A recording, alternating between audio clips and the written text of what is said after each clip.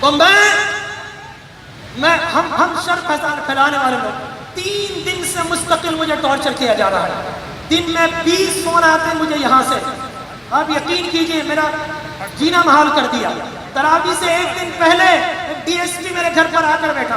وہ بہت شریف آدمی ہے, وہ نہیں چاہتا تھا, لیکن کہا یہ اسپیکر اتارو, وہ اسپیکر اتارو.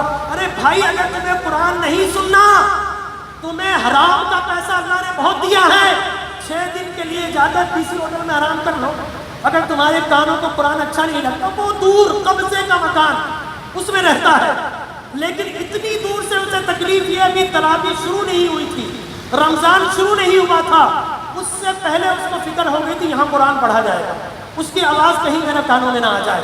اللہ فرماتا ہے کہ قرآن شفا ہے. کن کے لیے؟ مومنین کے لیے. وَلَا يَزِيدُ الظَّالِمِينَ إِلَّا خَسَارًا. اور جو ظالم ہوتے ہیں قرآن انہیں فائدہ نہیں دیتا, انہیں خسارہ دیتا ہے. لہذا میں آصف زرداری صاحب سے,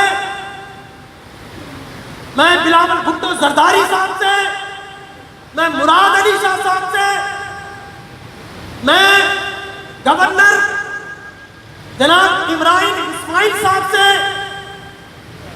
آئی جی صاحب سے, ڈی جی رینجر صاحب سے درخواست کرتا ہوں, خدا کے لیے اس وردی میں ملبوس غنڈے کو روکیے.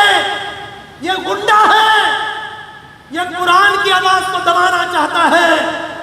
لیکن انشاءاللہ اگر ضرورت پڑی تو مجھے آپ گولی تو مار سکتے ہیں, جب تک آخری سانس اس مصلی پہ قرآن پڑھتا رہے گا انشاءاللہ.